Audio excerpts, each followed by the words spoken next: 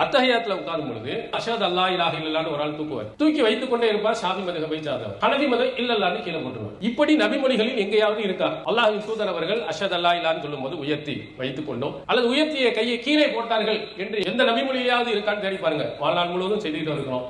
ஆதாரம் கிடையாது. நீங்கள் இது சுன்னத்தி என்று சொன்னால் இப்படித்தான் தொழ வேண்டும் என்று சொன்னால் பாத்து புர்ஹானுக்கும் இன்குந்தும் சாதிக்கு உண்மையாளர் இருந்தா அதற்குரிய ஆதாரத்தை கொண்டு வா. எங்க இருக்கு? ஒன்றும் கிடையாது. உண்மையில் என்ன?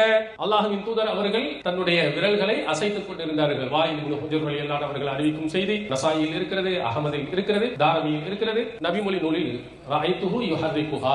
இந்த ஆள்காட்டி விரலை அசைத்துக் கொண்டிருந்ததை நான் பார்த்தேன். வாயில் இப்னு ஹுஜர் ரலியல்லாஹு அவர்கள் சொல்கிறார்கள். ஆனா இதை என்ன செய்கிறார்கள் தெரியுமா? இப்படி அசைச்சி என்றா இப்ப இல்ல, கொஞ்ச காலத்துக்கு முன்னால் விரலை ஒடித்தவர்கள் உண்டு, ஹவுல போட்டு முக்கியவர்கள் உண்டு, தெருவில் தூக்கி எரிந்தவர்கள் உண்டு, பல பள்ளியில விரலை ஆட்டுபவர்கள் உள்ளே வரக்கூடாது என்று சொன்னவர்கள் உண்டு. அவனுக்கு மார்க்கமும் தெரியல, மதுஹபை பற்றி கூட தெரியல. மாலிகி இமாமுடைய மதுஹப்ல விரலை அசைக்க வேண்டும் என்று இருக்கிறது. தஃசீருல் குர்துபியில் அவர் மாலிகி மதுஹபை சார்ந்தவர், அவர் எழுதி வைத்திருக்கிறார். ஷாஃபி மதுஹபில் உள்ள சில அறிஞர்கள் விரல் அசைப்பதை முஸ்தஹப், விருப்பத்திற்குரியது என்று சொன்னார்கள் என்று இமாம் நவவி அவர்களுடைய நூலான அல் மஜ்மூ ஷரஹுல் முஹர்ரர் என்ற நூல் இருக்கு. மதுஹபில் கூட விரலை அசைப்பதை பற்றி இருக்கிறது.